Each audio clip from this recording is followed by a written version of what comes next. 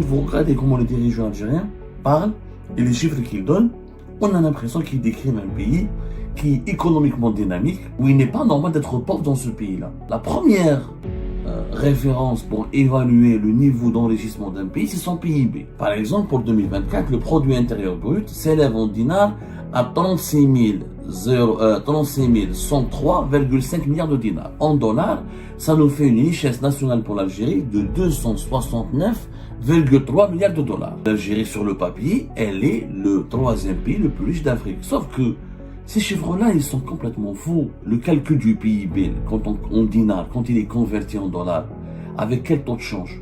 C'est avec le taux de change officiel, pas avec le taux de change réel. Le taux de change officiel, il est de 1 dollar égale 129,5 dinars. Dans le marché parallèle, 1 dollar, c'est 226 dinars. Si on fait une simple opération mathématique, on se retrouve avec un PIB de l'Algérie qui serait de moins de 160 milliards de dollars. Avec 159 milliards de dollars, on n'est pas du tout parmi les 5 pays les plus riches d'Afrique. L'Éthiopie serait plus riche que l'Algérie. L'Éthiopie, son PIB est de 205 milliards de dollars. Le Maroc est à peine plus pauvre que l'Algérie. Le PIB du Maroc, il est de 152,3 milliards de dollars. Nous allons nous intéresser aujourd'hui au décalage. Le décalage qu'il y a entre la perception de la situation économique chez les dirigeants algériens et la perception de la situation économique et sociale du pays par la population algérienne. Et notamment aux chiffres officiels. Quand vous regardez comment les dirigeants algériens parlent et les chiffres qu'ils donnent, on a l'impression qu'ils décrivent un pays qui est économiquement dynamique, où il n'est pas normal d'être pauvre dans ce pays-là. Tout va bien, la croissance est au-delà de 3-4%, le PIB est en plusieurs au-delà de 200 milliards de dollars, nous avons des exportations en hydrocarbures, nous avons des investissements importants, nous avons... Quand les dirigeants algériens parlent de l'économie nationale et de la situation économique du pays et la situation socio-économique du pays, mais pas normal, c'est pas la même Algérie. On commence à douter. Nous, on se trompe, on ne sait pas gérer, on n'a pas compris. Il y a quelque chose que peut-être c'est nous qui sommes psychologiquement pas bien. On n'est pas en train de comprendre la réalité des choses. On se poserait des questions, mais vraiment, tout le monde se poserait des questions. Quand on entend quand on dit voilà ce qui se passe, etc. Les dirigeants algériens, tout va bien, les chiffres, le pays s'enrichit. Alors, la première référence pour évaluer le niveau d'enrichissement d'un pays, c'est son PIB. Il y a deux PIB, le PIB nominal, le PIB par habitant. On prend toujours le PIB nominal, pourquoi? Parce que quand on compare le PIB par habitant, c'est un peu injuste. Pourquoi c'est injuste? Parce que les pays qui sont très peuplés, qui dépassent les 100 ou 200 millions d'habitants, vous sont toujours désavantagés par rapport aux petits pays qui sont peuplés par le moins de 30 millions d'habitants. Logiquement, les pays les moins peuplés ont toujours un PIB par habitant plus élevé. Puisque quand tu partages la richesse nationale sur 30 ou 20 millions d'habitants ou des pays de moins de 5 millions d'habitants, c'est pas comme des pays de plus de 200, 300 millions d'habitants. L'effort national, c'est le PIB nominal, c'est-à-dire combien de riches, quels sont les produits, la valeur des biens et des services que nos produits, que tous les acteurs économiques, c'est-à-dire les acteurs économiques de la population d'un pays, produisent chaque année. Quand on prend ce chiffre, en réalité, en Algérie, il y a un constat que personne n'a fait. Personne ne s'est intéressé en Algérie sur la valeur réelle du PIB. Comment il est calculé? Comment le PIB algérien est calculé? Quand on prend les derniers chiffres officiels, le dernier chiffre officiel a été annoncé par l'Office national des statistiques. L'Office national des statistiques, il publie chaque année un document. Il l'a publié récemment, ça s'appelle les comptes économiques nationaux. Les comptes économiques nationaux, c'est quoi? C'est un document qui donne ou qui résume toutes les performances économiques dans tous les secteurs du pays. L'agriculture, l'industrie, les hydrocarbures, les services, le commerce, tous les secteurs économiques du pays. À la fin, l'ONS, l'Office national des statistiques, compile toutes les données sur les productions de biens et de services en Algérie, où il te dit à la fin, voilà quelle est la valeur, quelle est la richesse réelle de l'Algérie. Par exemple, pour 2024, le produit intérieur brut s'élève en dinars à 36 103,5 milliards de dinars. 36 103,5 milliards de dinars. En une augmentation par rapport à 2023, où il était le PIB de l'Algérie, 33 milliards 708 milliards de dinars. La richesse nationale de l'Algérie en 2023, elle était de 33 678 milliards de dinars. Elle est passée à 36 103 milliards de dinars. C'est quoi une évolution de 7,2%. Waouh! 7,2%. Alors, le taux de croissance serait de 3,4%. Alors, le taux de calcul, la manière de calculer le taux de croissance, elle est très technique, on va pas l'approfondir maintenant. Généralement, pour calculer le taux de croissance, on prend le taux de croissance du PIB réel, on enlève ensuite l'indice des prix, parce qu'il faut calculer le taux de l'inflation, etc. Et on divise, on fait une équation pour avoir le taux de croissance du PIB par an. Dans l'Algérie, pratiquement, on parle de 3,4 et quand on enlève les hydrocarbures, l'ONS, nous avons un taux de croissance du PIB global de 4,3%. Énorme. Ça veut dire que tout va bien. Mais quand on convertit les 36 103,5 milliards de dinars en dollars, ça nous fait une richesse nationale pour l'Algérie de 269,3 milliards de dollars. 269,3 milliards de dollars. C'est énorme. Ce qui fait de l'Algérie, effectivement, si on prend ce chiffre-là, le troisième pays le plus riche du continent africain. Il n'y a que l'Afrique du Sud et l'Égypte qui créent plus de richesses que l'Algérie. L'Afrique du Sud, en 2024, c'était, selon les institutions internationales qui le font, le FMI et la Banque mondiale, 373 milliards de dollars. Alors, ensuite, c'est l'Égypte, 347 milliards de dollars. Ensuite, c'est nous. Alors, pour le moment, le chiffre qui a été reconnu officiellement par le FMI et la Banque mondiale, c'est 266,7 milliards de dollars pour l'Algérie. L'ONS parle de son côté de 269 et non pas de 266. Il faut savoir que le FMI, la Banque mondiale, le Fonds monétaire international et la Banque mondiale, ils reçoivent les déclarations, les statistiques déclaratives des pays qui leur communiquent les chiffres de leur performance économique. Ensuite, ils sont censés vérifier, mais pour les PIB par habitant, le PIB, surtout pour le PIB nominal, le FMI et la Banque mondiale, ils font des ajustements très légers. Ils remettent pas vraiment en cause les chiffres officiels. Ils s'appuient sur les chiffres officiels.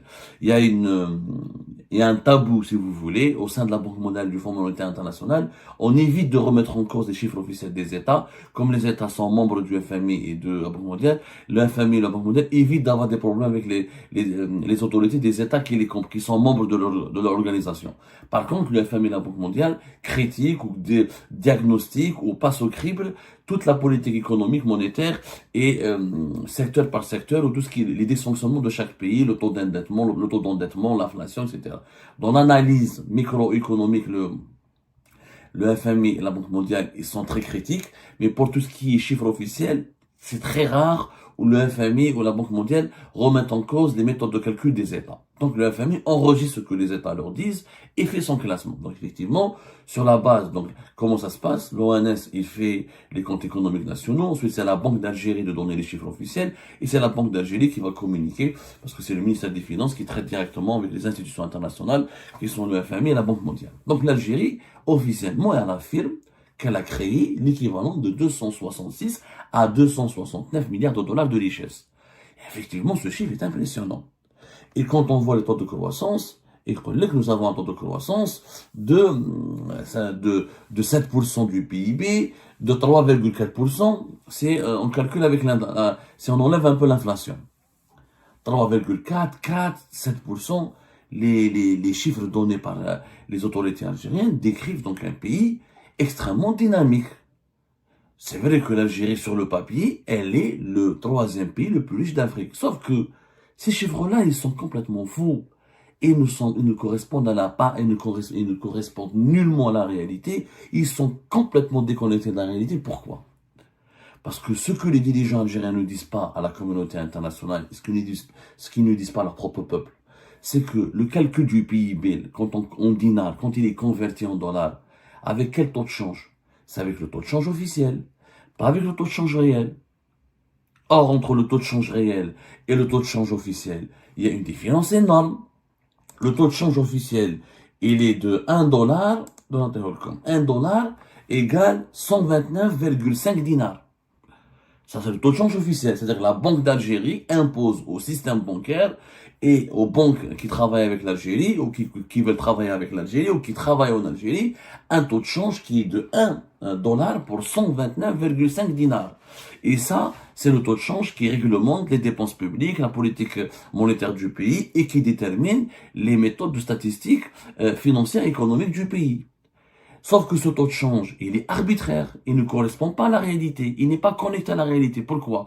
Parce que dans la réalité, si on applique la loi de l'offre et de la demande, ce qui est le cas dans le marché parallèle, un dollar, c'est 226 dinars. Ce n'est pas 125. Vous voyez la différence? Le marché parallèle, 1 dollar, 226 dinars. Dans le marché réglementaire, le marché officiel, 1 dollar, 129 dinars. La différence, elle est énorme. Vous allez me poser la question, mais pourquoi, Abdou, tu prends pour référence le taux de change parallèle et pas le taux de change officiel? Parce que le taux de change parallèle, il correspond à la logique économique. Comment déterminer la valeur d'une monnaie?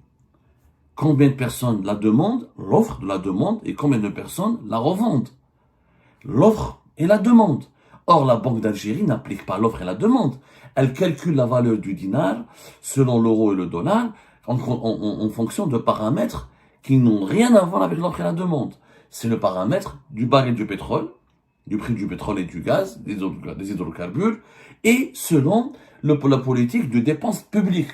La Banque d'Algérie, elle augmente la valeur du dinar quand les prix du pétrole sont en bas ou ils commencent à baisser et quand l'État ne doit pas beaucoup dépenser et il doit faire une austérité, il doit essayer de ne pas aggraver les déficits budgétaires et la dette publique, et elle baisse la valeur du dinar quand le prix du pétrole augmente. Comme ça, les recettes en devises, quand ils seront convertis en dinars, donneront l'impression que l'Algérie a gagné beaucoup d'argent. C'est uniquement en relation avec les prix du baril du pétrole et du gaz et avec la politique des dépenses publiques de l'État. Ça, c'est pas de l'économie. L'économie, c'est quoi? C'est l'offre et la demande, la confiance des investisseurs. C'est combien d'investisseurs viennent acheter ta monnaie et combien ils viennent mettre de l'argent, des devises dans ton pays pour prendre ta monnaie et l'utiliser. C'est ça les deux paramètres. La politique monétaire est un paramètre inférieur. Le taux de change, le taux d'intérêt, le taux, il y a plein de paramètres financiers comme ça, trop techniques. On n'aura pas le temps de tout les, le taux directeur. Ça, c'est des paramètres financiers, techniques, qui n'ont rien à voir avec la réalité économique. En fait, l'économie, c'est une science qui est la science la plus simple, parce qu'elle est basée sur deux notions. La confiance, l'offre et la demande. Donne-moi les deux principes de l'économie. C'est pas la peine de sortir combien de personnes dépensent, combien de personnes achètent et combien de personnes produisent et combien de personnes demandent ta monnaie et combien de personnes revendent ta monnaie. Pourquoi le taux de change parallèle est celui qui est considéré par les experts économiques comme le plus réel, comme le plus sérieux, comme le plus fiable en Algérie? Parce qu'il détermine vraiment la valeur de la monnaie. S'il y avait beaucoup de gens qui achetaient du dinar, le dinar ne serait pas très faible par rapport à l'euro et le dollar. Mais comme il y a plus de gens qui veulent se débarrasser du dinar pour prendre l'euro et le dollar, là, le dinar, ça veut dire qu'il est faible. Et pourquoi il est faible? Parce qu'on n'investit pas beaucoup en Algérie. Si on avait beaucoup d'investisseurs étrangers, et c'est ça, il y a la confiance, s'il y a beaucoup de gens qui investissent en Algérie, que ce soit des Algériens de l'étranger, ou des groupes internationaux, ou des investisseurs étrangers, on parle d'investissement direct étranger. Ça veut dire que ces investisseurs viennent en Algérie, ils placent des capitaux, ils achètent du dinar. Ils ramènent leurs devises, ils prennent des dinars pour investir. Sauf que c'est pas le cas. Il n'y a pas beaucoup d'investissements étrangers, il n'y a pas beaucoup de confiance il n'y a pas beaucoup de confiance en Algérie de la part des investisseurs étrangers. Donc la valeur de la monnaie, elle est en chute libre. C'est pour ça que donc quand on applique les vrais paramètres de la détermination de la valeur d'une monnaie, le dinar réellement ne vaut pas 129, comme le dit la Banque d'Algérie, il vaut, comme le dit le marché parallèle, 226. Le marché parallèle ne triche pas. Pourquoi ils trichent pas? Parce qu'ils vendent l'euro et les devises en fonction des biens, selon la loi de l'offre et la demande. Quand il y a beaucoup de gens qui demandent de l'euro augmente, le dinar tombe. Quand il y a moins de gens qui demandent l'euro, là, le dinar augmente, l'euro tombe. Vice-versa pour le dollar. Maintenant, si on fait une simple opération mathématique, si on calcule le PIB de l'Algérie donné en dinars par l'ONS, l'Office national de statistique, si on convertit en dollars les 36 103 milliards de dinars selon un taux de change de 226 et pas un taux de change de 125 ou de 129,5 comme le dit la Banque d'Algérie, on se retrouve avec un PIB de l'Algérie qui serait de moins de 160 milliards de dollars. Le PIB de l'Algérie réel, selon le taux de change réel, pas le taux de change officiel, il n'est pas de 266, ni de 269. Vous divisez les 36 103,5 milliards de dinars, qui est la valeur du PIB de l'Algérie en dinars, par 226, le taux de change réel et pas officiel, 1 dollar, 226 dinars, et vous avez un PIB de l'Algérie de 159 milliards de dollars. Même pas 160 milliards de dollars. Donc le vrai niveau de richesse de l'Algérie n'est pas les 266 ou 269 milliards de dollars, mais 159 milliards de dollars. Avec 159 milliards de dollars, on n'est pas du tout parmi les 5 pays les plus riches d'Afrique. Si réellement on calculait le PIB de l'Algérie en fonction du taux de change réel, parallèle mais réel, parce qu'il épouse ce qui correspond à la logique économique, l'Éthiopie serait plus riche que l'Algérie. L'Éthiopie, son PIB est de 205 milliards de dollars. L'Éthiopie serait plus riche que l'Algérie. Le Maroc est à peine plus pauvre que l'Algérie. Le PIB du Maroc, il est de 152,3 milliards de dollars. Et nous, on est à 159, même pas 160. Il n'y a pas beaucoup de richesse entre le Maroc et l'Algérie. Et l'Éthiopie est plus riche que l'Algérie. Ça change complètement le classement. Et ça change complètement les perceptions. Et quand je vous dis que votre PIB, que votre richesse nationale, annuellement produite par tous les acteurs économiques du pays dans lequel ils sont installés, parce que le PIB, il calcule que ce que les Algériens produisent sur le territoire national. Il y a d'autres indicateurs qui calculent ce que les Algériens de l'étranger apportent à leur pays. Mais c'est très peu, il n'a pas beaucoup de valeur puisque les Algériens de l'étranger, ils apportent à peine 2 milliards de dollars par an d'envoi depuis le pays. Mais qu'est-ce qu'il y a une valeur, les Algériens de l'étranger ne sont pas trop connectés à l'économie nationale, ils passent toujours par l'informel, ils passent pas par le canal bancaire et formel, et les entreprises algériennes ne partent pas beaucoup à l'étranger, créer des investissements étrangers, donc ils font pas beaucoup de transferts de devises, on n'exporte pas beaucoup hors hydrocarbures. Je parle pas des exportations, je parle des transferts de dividendes, c'est-à-dire des entreprises algériennes qui s'installent à l'étranger pour ramener leurs devises gagnées à l'étranger vers le pays. Il y en a pratiquement 0,5%. Donc le PIB de l'Algérie, quand je vous dis que ce n'est plus 266 ni 269, mais c'est même pas 160 milliards de dollars, ça change tout. Un pays de 50 millions d'habitants qui dans le PIB est inférieur à 160 milliards de dollars, c'est un pays pauvre. C'est un pays pauvre. C'est-à-dire que si on divise le PIB par habitant, quand tu calcules le PIB par habitant selon 160 milliards de dollars, ça n'a rien à voir quand tu le calcules avec 266 ou 269 milliards de dollars. En réalité, les chiffres officiels sont trompeurs et manipulés parce que la valeur, le taux de change du dinar, il gonfle les richesses du pays. Il gonfle les richesses du pays. Les chiffres sont surgonflés. Mais ils ne correspondent pas à la réalité. Le PIB par habitant, si tu le calcules avec 160 milliards de dollars, et on le fera le calcul, on fera les prévisions dans une autre émission, ça donnera un PIB par habitant très faible. Ça veut dire que les revenus par habitant en Algérie sont faibles. Et un pays de presque 50 millions d'habitants, dont le véritable PIB ne dépasse pas les 160 milliards de dollars, ça veut dire que c'est un pays qui est pauvre, qui s'appauvrit. Quelle est la richesse réellement créée en Algérie? Parce que la richesse créée en dinars, pourquoi elle n'a pas de valeur? D'abord, le dinar n'est pas une monnaie convertible. De deux, tout ce qui est créé en dinars, c'est la consommation intérieure. Ça veut dire que c'est les Algériens qui dépensent en dinars, etc., qui achètent ce qui est en dinars. Mais qu'est-ce que nous, on produit en dinars? Et qu'est-ce qu'on produit en devises? On produit en devises les exportations d'hydrocarbures. En 2024, on a exporté pour 45 milliards de dollars d'hydrocarbures. 45,2 selon la Banque d'Algérie. Les exportations hors hydrocarbures sont à peine de 3 milliards de dollars. Sont à peine de 3 milliards de dollars.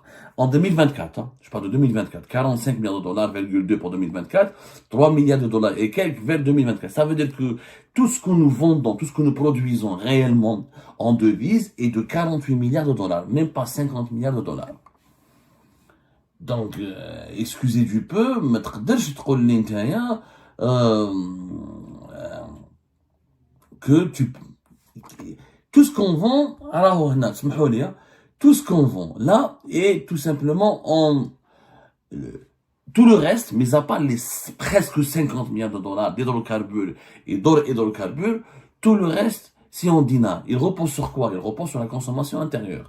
La consommation intérieure, selon l'Office national des statistiques, elle est en baisse. La demande intérieure a fait une croissance de 6,9%, selon le rapport de l'ONS, après marquant un léger ralentissement par rapport à 2023, où il était de 7,2%. La demande intérieure ne suffit pas pour calculer ou déterminer ou booster la valeur de la monnaie. Pourquoi? Quand les Algériens consomment localement en dinars, ils achètent des produits qui sont sur le marché national. Mais est-ce qu'ils achètent des produits qui sont fabriqués en Algérie et en dinars? Pour que le dinar augmente, pour que la demande nationale influence, pour que la consommation nationale influence la valeur de la monnaie d'un pays, il faut que les produits qui sont consommés par la population de ce pays soient localement produits et avec des coûts payés avec la monnaie de ce pays. Ça veut dire si on consomme des produits en Algérie, il faut que ces produits algériens soient produits en Algérie avec du dinar algérien. Sauf que la majorité de ce que nous consommons est importé. Aussi des produits subventionnés qui sont importés, les céréales, etc., l'huile, le sucre, le lait, etc. Ou c'est des produits finis, pas des matières premières agricoles, comme des produits électroménagers, des vêtements, etc. Ou certaines entreprises fabriquent des produits, mais les matières premières, les intrants, le taux d'intégration reste faible et on a besoin d'importer, de beaucoup importer pour pouvoir les fabriquer localement. Donc, il n'y a pas une offre locale importante. Pour que le PIB de l'Algérie soit vraiment à 200 et quelques milliards de dollars, il faut que le dinar soit une monnaie forte.